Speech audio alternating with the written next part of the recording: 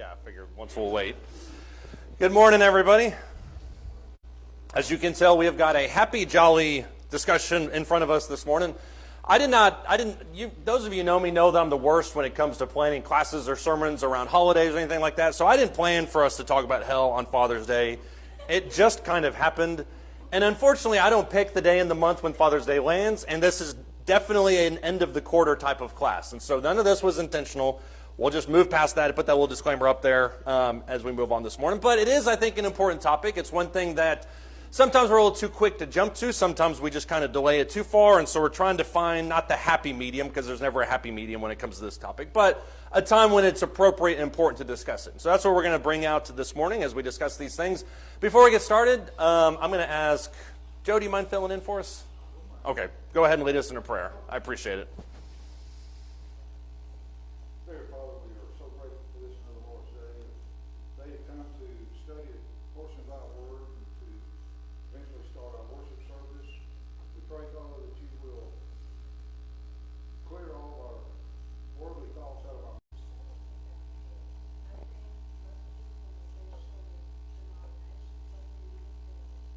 Right.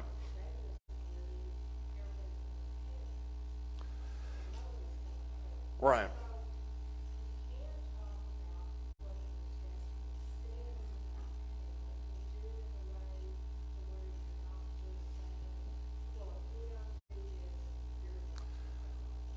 Okay, so that's true. I was going to go a different direction, but you're exactly right on that last one. It can feel like it's opinion-based at times, and you never want to say, if you don't do this and make it sound like it's your opinion, then you're going to hell, because that's just going to breed an enemy really, really quickly. So, but you are right in that a lot of people don't want to talk about hell. They only want to talk about heaven, which you can't have that out of balance equation. If you believe what the Bible says about heaven, you have to also believe what it says about hell. And Jesus talked about hell. I don't know the specific stats on this, but I think he talked about hell more than he did any other subject. It may be hell and money, which are two weird top topics, but he talked about it enough that you can't avoid it. Not that you should ever avoid it, but you kind of get my drift. But you're exactly right. We have to talk about it at some point. When else should you talk about hell? So you're right about that, but I have yet to meet anybody that says, you know what, I think we should talk about hell. I want to discuss that, because at least not when you're trying to get them to become a Christian. Now, they may do it organically in terms of what happens if I don't, but very rarely is that the main topic of a conversation, at least in my opinion. We talk about everything else except that. But if we wait whenever they do it, then it may never come up. And I do think that hell needs to be talked about at some point, but you can't do it too soon because it becomes combative. Well, that's what Karen is saying that most of the world is doing. And she's not wrong on that. You have to talk about it, because that's the whole reason Christ came, was to save us. And you're right about that. The very idea of salvation implies that there's something that you need to be saved from, and so hell needs to be something that people are saved from. So once again, I agree. You have to talk about it at some point. You can't avoid it forever. Curtis, you had your hand up.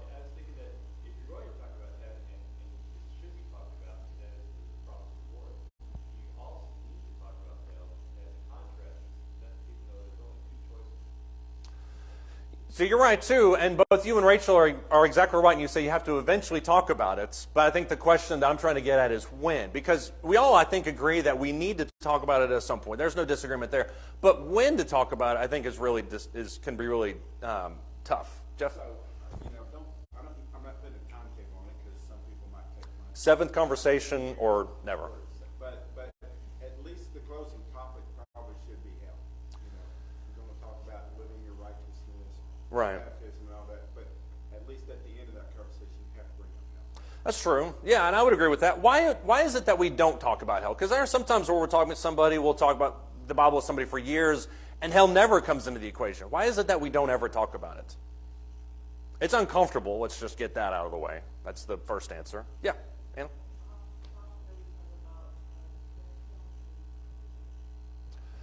Yeah, how often do we talk about penalties just in general? I mean, we don't talk about... Did you say penalties? Oh, the death penalty. I'm sorry. My mind went a completely different direction. I don't know. I guess it depends on the state you live in. You probably talk about the death penalty more in some states than others. But you're right. It can be an uncomfortable position because it's very final. Yeah. Why else do we not talk about hell?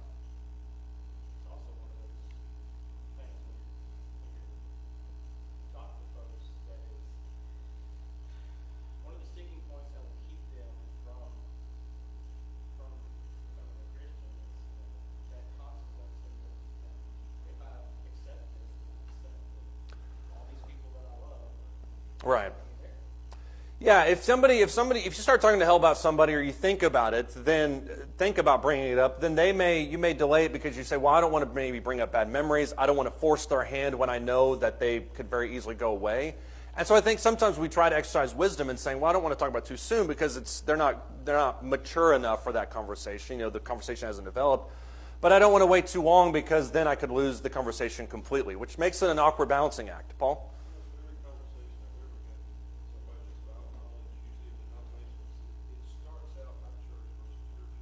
Right. It's always you Church of Christ who believe that everybody's going to hell if you're not going to Church of Christ. And that really is the wrong direction to start. But hell never comes up typically in my conversations because they don't think they're going. They're not going. But the difference is how you worship. Right. Your church is not true. So the answer to your question is in my conversations, it doesn't come up. Right, and in some cases, when you're talking specifically with Calvinistic people, they think it's not even an option. I'm a believer, you're a believer, so what's the use in even talking about this? And that is an issue too, because how do you talk about something that people don't think that they think they'll be held accountable for? Which is Rachel's point from earlier. Yeah, let's do Ray, and then we'll keep going. Well, a lot of times in the past few years, hell is used as a scare tactic. Right, And then, part of the gospel used as a scare tactic to scare people into what they thought it was right. to become a Christian. Yeah, which puts a bad flavor in people's mouth when you try to scare them into obedience. And I've thought about that question a lot, and this was something I was going to talk about during this class anyways, because I've thought about that concept that you're talking about using hell as a scare tactic. And I think that can be effective with certain types of people. But in my opinion, that's all that this is. In my opinion, that's certainly not the best way because it doesn't produce a mature faith. If your conversation is driving towards people avoiding something, then that's not the same as getting people to live for something. And not to say that you can't have both. I think you do need to have both. But the main emphasis needs to be driving people towards God instead of getting them to avoid that place. So I think that's the way, at least in my own life, it's kind of changed. Yeah, Joe? They might have thought, they might have mentioned it, I can't hear you. A lot of times when you're talking to people, if the subject comes up, then it's like, yeah, but what about my mom and dad? Yeah, What about my uncle and aunt? right, Grandparents? They weren't members of the church. right. Does that mean they're going to heaven? Well, that actually, it's ironic you say that because Nathan was kind of talking about that a little bit earlier. But you're right. I've had that conversation. I mentioned it several times from this pulpit about a friend I had in college that I got him to the point where he was okay with everything. And then when it came to the decision point, he said, well, if I do, then that means I'm condemning my family. And I had to explain to him, you're not condemning them at all. But to hold an opinion that in your mind truthfully would condemn your family, that's a leap for people to make that they're not willing to make. So you're exactly right. You and Nathan both are in that regard. I think there's some other times when it's appropriate to talk about hell, not when you're trying to nudge a decision. And this can be controversial because in some cases it can be used as a scare tactic. Why should we not talk about hell when we're trying to nudge a decision? Or should we? You can play the devil's advocate, no pun intended. Karen?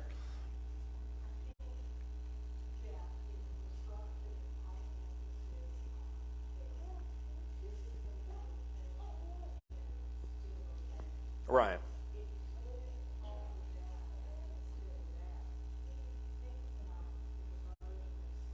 Mm-hmm. That they don't think if you're trying to tell them they're going to lose their soul and they don't do what Right. they do. So you talk about it as a factual. Yeah. There's a great passage in Jude where Jude is talking about false teachers and the things that it has to say about them, and he says even Michael the archangel, when he was arguing with Satan about the body of Moses, didn't dare to revile a reviling accusation, but simply said, "The Lord rebuke you." What that means is that he didn't have the authority, obviously, to send Satan to hell, and which, if you're thinking about an instance where somebody would, that would be it. But he left the judgment up to God, and so you're right in that we need to make it as impersonal as possible. I think that's a really important point. There are other instances, this is just the third one that came up, not until you've talked about other topics. I feel like it's important to kind of broach the spectrum of topics, at least as wide as you reasonably can, before you get to hell, primarily because it needs to be taken within the context of what the Bible says about it. How do we talk about hell, though, when that time comes? Let's say you in your wisdom have decided that we need to have this conversation about hell. with this person that you've been studying with? How do you talk about it with them? Everybody's pointing to you, Ken, so go ahead.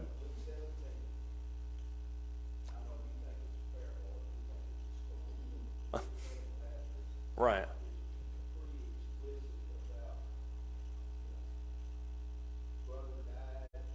Mm-hmm.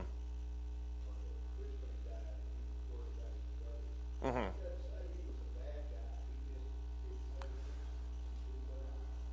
Right. Which I think the emphasis there is on the hospitality that we need to be showing, the benevolence, the generosity, that type of stuff, and at least the care and concern for our fellow man. But you're right, the finality of hell is very definite in that passage, because at no point does the rich man ever say, well, let me just go back. He knows he's there, so there's no question there. How do we talk about hell with people? Because I think this is just as important as when. Curtis?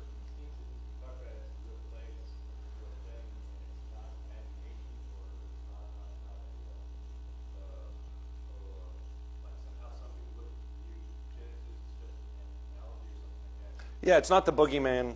Yeah. Right.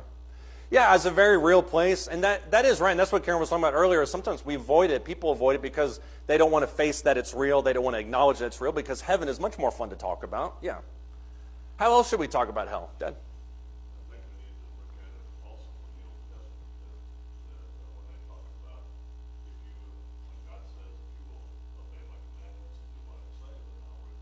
Mm-hmm.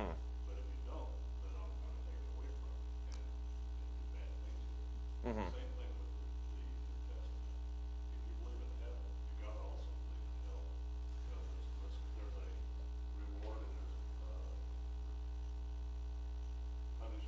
Mm-hmm. Right, and I think, so I'm going to key in on something, and this is not at all what you're saying. So I'm going to take what you said, I'm going to completely pervert it and take it in a different direction. Your point was great, but that idea of it being punishment or reward, I think, is difficult too. Should we phrase hell in terms of reward or punishment?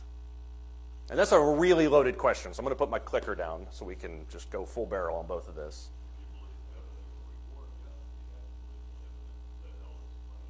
Okay, I don't disagree with that heaven is a reward and hell is... I agree with that in principle, but is that how we should bring it to other people? Everybody's staring at me because I'm expecting you all to be psychic, and that's okay. Go ahead.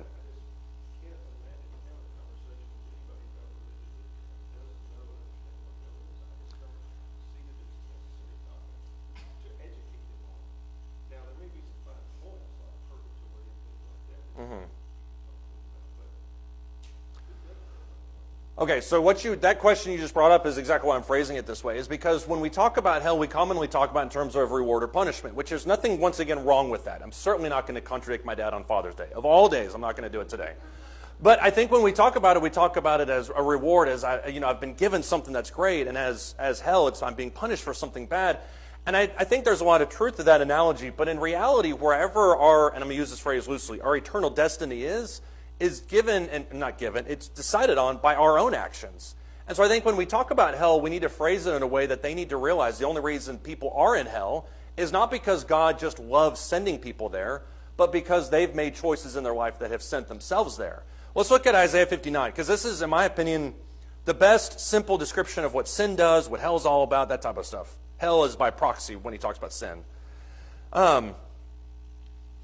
The reason this conversation is important is because people don't like viewing God in these two different contexts. They can't coexist the ideas of a loving God who would reward people with heaven, that loves everybody, that kind of thing, with a God that would also send people to hell.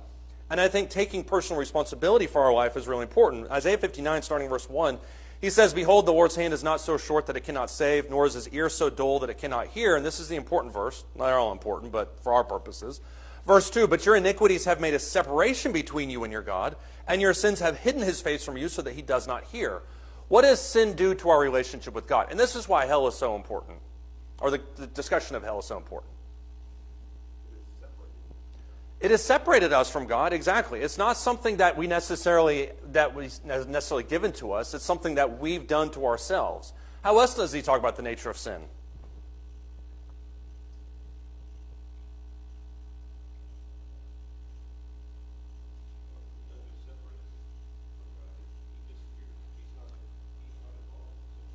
Right. It's that he literally can't have any association with the idea of sin. And so when we sin, it's kind of roughly the same thing. We think, well, this is just a place that God wants to send us. In reality, it's a place that we've sent ourselves because of the choices that we've made, which is exactly getting back to Luke chapter 17. That's the story of the rich man and Lazarus. The rich man wants to go and have this, or wants Lazarus to dip his finger and bring it towards him. Abraham's response is what? That can't happen because why? Exactly. There's a great gulf between these two entities, and you can't come to me and I can't come to you. And the rich man knows that it's because of his own actions, because he then asks Lazarus to go and preach to his brothers that are still alive. So I think phrasing it in that way is really important because it brings accountability into the equation, and you're not just at the quote-unquote whims of a God. That may sound crazy, but feel free to disagree or agree with that if you want to, or make any other comments about that.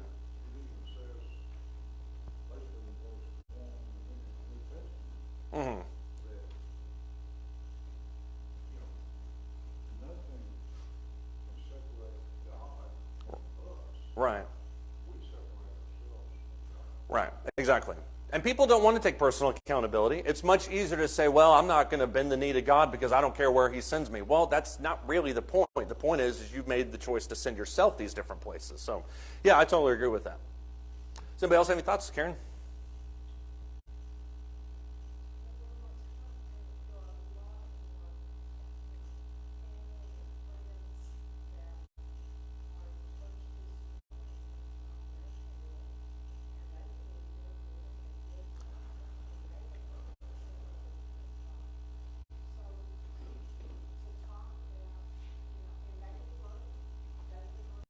Right. I think that's one of the biggest things to take away from this is that he's not talking in this passage about the abstract world. He's not talking about just people in general that are everywhere. He's talking specifically about, in verse 38 and 39, he talks about the sons of the kingdom, the end of the age. In verse 39, he goes, they will gather out of his kingdom all these stumbling blocks, those who commit lawlessness, and will then throw them in the furnace of fire.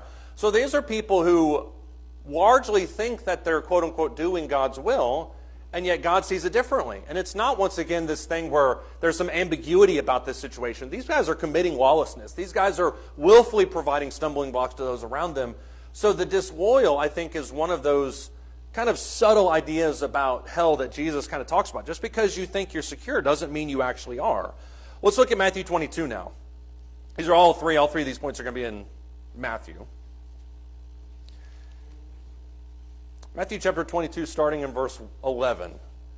I didn't know if that was a comment or not, but I'm looking for the hand raised just for future reference. Matthew 22 and verse 11. We mentioned this last week when we talked about Calvinism. It's too good not to include in this one also. Verse 11, but when the king came in to look over the dinner guests, he saw a man there who was not dressed in wedding clothes. And he said to him, friend, how did you come in here without wedding clothes? And the man was speechless. The king then said to the servants, bind him hand and foot, throw him into the outer darkness. In that place there will be weeping and gnashing of teeth. For many are called, but few are chosen. This is an incredibly robust punishment for violating the dress code. But what is Jesus getting at here? Obviously, this is a metaphor. There's no question there. Curtis, go ahead. So having donned the wedding garment is making you perfect.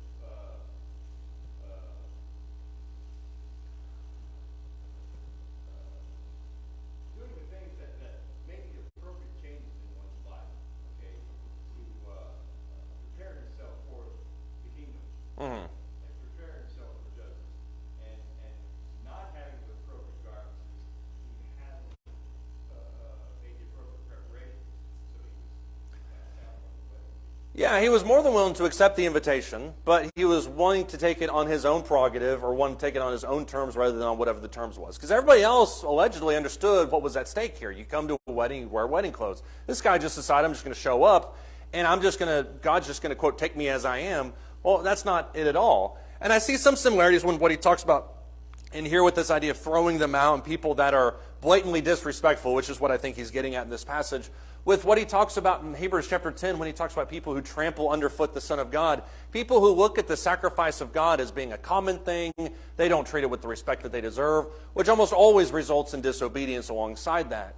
So I think when you look at it through these lenses, it hits a little bit different. Look at Matthew 25 now.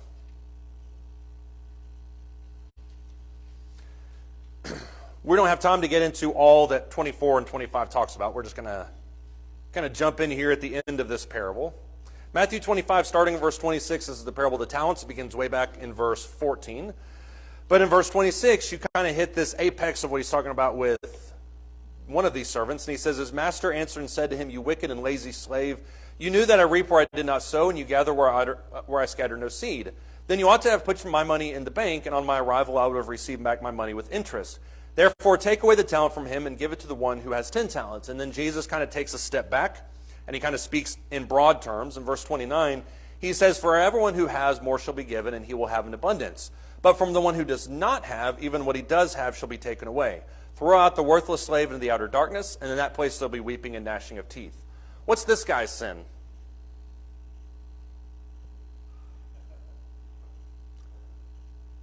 Okay, yeah, a multitude.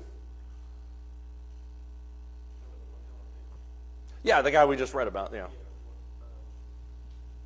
It's not that he did wrong, it's just that he didn't do anything good. Okay, thank you.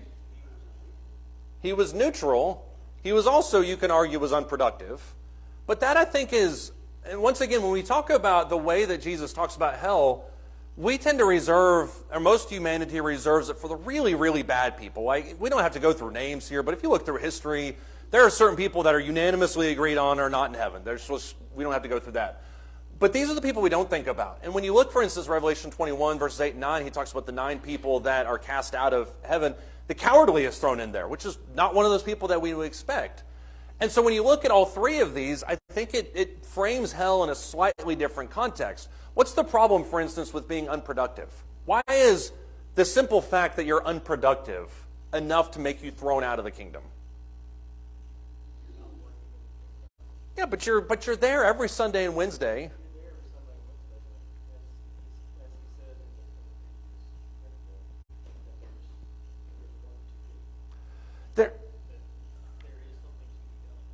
There is always something to be done. Always. There's never any time where you can say, no matter what your age is, you can never say at any point, well, I'm just going to retire from kingdom work. And the next 10 years until, eventually I pass away, then I'm just going to kind of coast. There's never a retirement age for Christians. You're exactly right on that. It also says somewhere that when you've done everything that you're commanded to do, Right. you just reach the bottomless pit. Yeah, well, and that's not meant to demean us. The point is that we've been given so much grace and so much love and so many blessings that to pay anything back is not like we're doing God a favor. It's we've been given so much that our obedience is really the least we could do for what that. But you're exactly right, at least in that. I think that's Luke 17. That's where I thought Ken was going on that one. What else is the problem with being unproductive?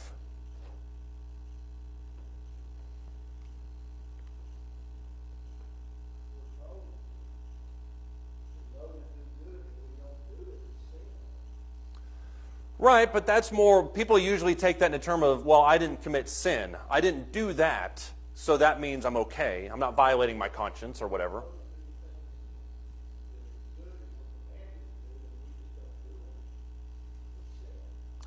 That's true, but there's a difference, I think, between doing what, quote unquote, is the bare minimum, at least, in our common culture, and somebody who seems like they're doing a lot more. And to be fair to this guy, what the master says to him is you could have at least, instead of burying your talent in the ground, you could have at least put it in the bank. You could have at least done the bare minimum. You didn't even do that. I'm not telling you didn't. I'm just saying the guy here didn't. But he says you could have at least done that. You chose not to. But the problem, once again, is that he didn't do anything with it. Curtis? I think it goes back to what Jesus is trying to say, that faith without works is like the body without the spirit. The spirit is part of the body is dead. Right. So when there are no works evidence, the faith. Right. Yeah, and I think that is a hard concept for us to grasp sometimes because we have this idea, and Paul mentioned purgatory, and I'm not saying these are the same things at all, but we have a tendency to think that there's 3 stations in life. I'm either regressing, I'm moving forward, or I'm staying stagnant. And the way God views our walk, the way God views our life is in very binary terms. I'm either moving forward or I'm regressing. And that's what, to kind of jump ahead of ourselves, that's what Hebrews is all, because there's lots of people that would believe that.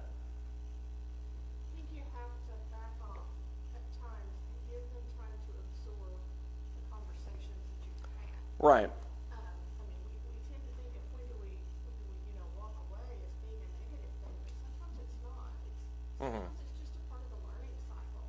You latch onto something that's familiar to them, take them beyond that, expose them to new content, and then you give them time to think about that new content and to absorb it. Right. So essentially, you walk away for a little while.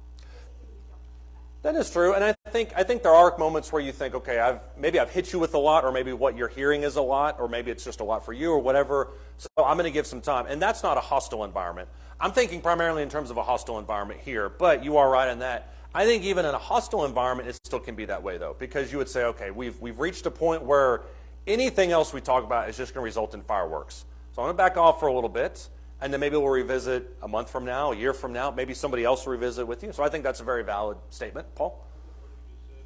I didn't say it first. Rachel did. Okay. Okay.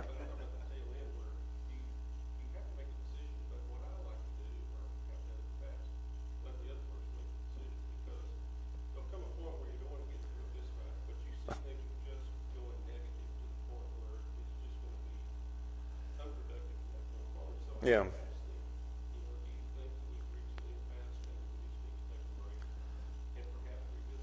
Right. So I think the answer to when you walk away is determined by their actions and your judgment. Yeah, so to be fair, I spent a lot of time thinking about, in case you wonder if these questions are just being asked in a vacuum, I spent some time thinking about these questions. And this one in particular, I spent some time thinking about, and the only answer I could come up with that seemed to make sense to me was after you've tried. Because I think we run the risk on different ways of saying, well, I'm not even going to try in the first place. Or you say, well, I've tried too hard or something like that. But when you look at Scripture, and especially if you have the belief that evangelism is a numbers game, which in some capacities it is, then there comes a point where you get diminishing returns and you have to move on. If you look, for instance, at Acts the 13th chapter, I think in verse 42, Paul says that after he's talked to all the Jews, he says, you guys have judged yourselves unworthy of eternal life, which is essentially, I've brought you the gospel, you've rejected it, and now I have to move on. So there's not a question mark there. I just have to keep moving forward because I have other people that I need to reach. I know that's cheating because I said not the pearls before swine conversation. It dips a little into that. Look at Hosea chapter 13. Dad brought up the Old Testament. I think that is very apropos today. Hosea chapter 13. I think this reflects sometimes the attitude that we have or the situation that we can have with people. Hosea 13, starting in verse 9. He says, it is your destruction, O Israel, that you are against me and against your help. Where now is your king, that he may save you in all your cities, and your judges of whom you requested, give me a king and princes. I gave you, or a king and princes. I gave you a king in my anger, and I took him away in my wrath. This passage is fascinating to me because what it reflects is the fact that even God hits a breaking point with people. That there is a point, at least in his relationship with Israel, where he said, look, I'm just not going to do this anymore. I'm not going to keep giving you prophets. I'm not going to keep warning you and warning you. At some point, I'm just going to remove myself from you. What was that point like for God?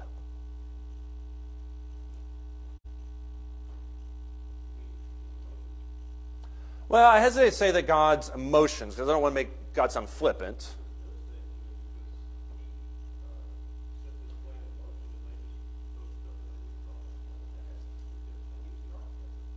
You're right, and I don't disagree with you on that, and I do think it was devastating for God. I don't want us to make the thought that God just got frustrated, because I think that's dangerous territory. What I am saying is I think God even reaches a point where he's just done with people, or done with his people. Well, how did God get to that point? 400 plus years of history with these people.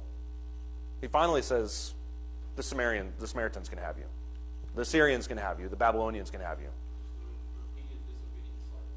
Right. It's the rejection. If you look at verse 9, it's the disobedience cycle. That's a great way to put that. He said, it is your destruction that you're against me, against your help. I'm trying to help you. And you have continually told me all the reasons why I can't help you. And if you talk about that with our relationship with people, we reach the same exact point with people where we say, look, I'm trying to talk to you about the gospel. I've tried to talk to you about it in good ways. I've talked to you maybe about hell here and there. And you just have constantly rejected me. So for the time being, I'm just not going to talk about it anymore. You don't have to vocalize all that, but I do think that there's a point in there. Let's look at 2 Thessalonians 2 now.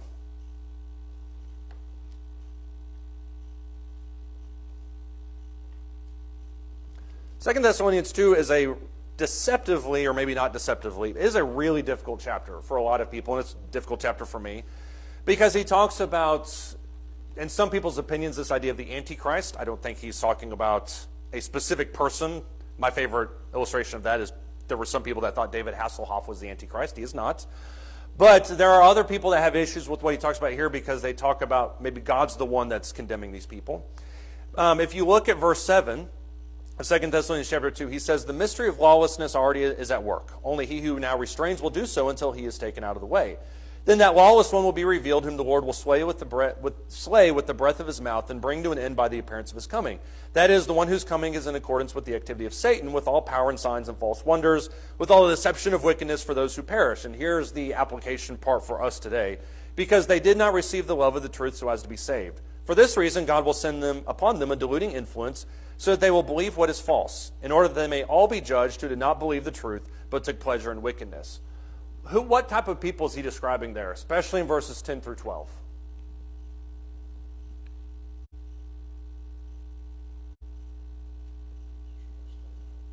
It's a choice they made.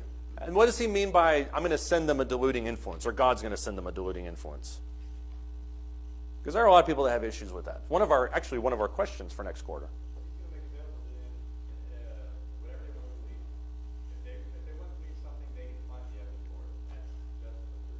Right. I think there's a danger in saying that God certainly there's a danger in saying God intentionally wills people to sin. But if you think about this in the context of somebody like Judas, God never willed Judas to sin. All God did was get out of the way and allow him to do what he wanted to do. And I think that's exactly what you're dealing with in this situation. People that constantly, as he says there in verse 9 and 10, constantly reject the truth, constantly did not believe in God, constantly turned aside to what they wanted to turn aside to. Those people, God's just going to get out of the way. And I think that's the same attitude that we have to have sometimes. It's not a decision that comes lightly, but I think it is a decision we have to make it sometimes. Somebody have any thoughts or comments on that? That's an emotionally charged statement. I want to clear the air before we move on. All right, let's look at Matthew chapter 7. I expected at least a few oranges flying my way. You never know. So that can be a difficult subject.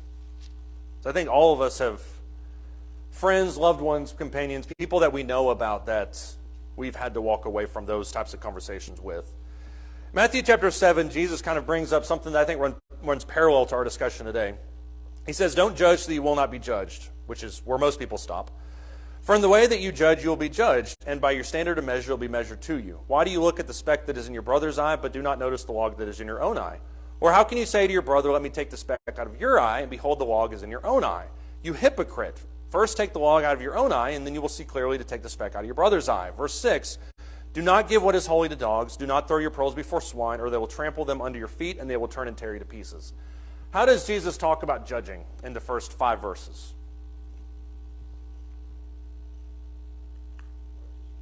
Use righteous judgment. How else does he talk about it? And he actually uses the phrase "judge with righteous judgment." And maybe he uses it here, I forgot, but he uses it specifically in Luke's account of this. Curtis? Right. The ultimate lesson is you need to consider yourself before you start looking at the specks in other people's eye. And that's a tough thing for us just to do in general. What does he mean then when he says in verse 6? Because then when he takes that whole conversation and within context kind of jumps right into verse 6, talking about not giving what is holy to dogs and not throwing pearls before swine. What does he mean when he says that?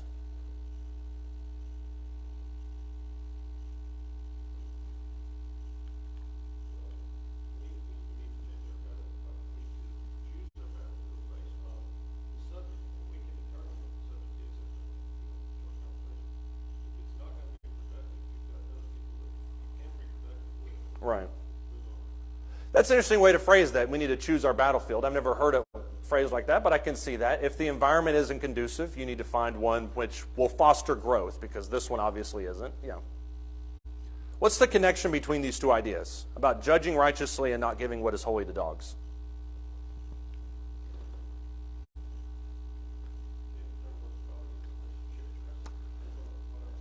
Yeah. Don't just take the first look at plants and walk away. You have to get into their mindset that know whether they're a swine or not. Right. You have to get into their mindset to know, this is going to be a weird sentence, you have to get in their mindset to know if they're a swine or a dog. So I'll ask them the logical question that literally every single person in this room is asking based on Paul's statement. How do you determine if somebody is a swine or dog? Do not say if they go oink or woof. That's not the answer.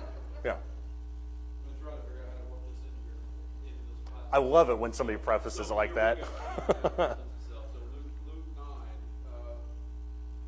so he called the 12 disciples together, gave them power to work demons. So he sends them out. Yeah, I can't remember if it's the living commission or not. But anyway, whatever house you enter, stay there and depart, and from there depart. And whoever will not receive you, when you go out of the city, so shake off the very dust from your feet as a testimony against them.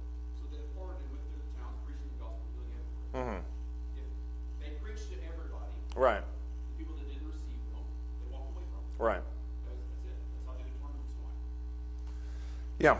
They don't care one bit. You can never prejudge those things. I think that's a great illustration. All right. If there's nothing else, we'll talk about why all the churches are disappearing next Sunday, except for this one, as far as I know. Thank you, guys.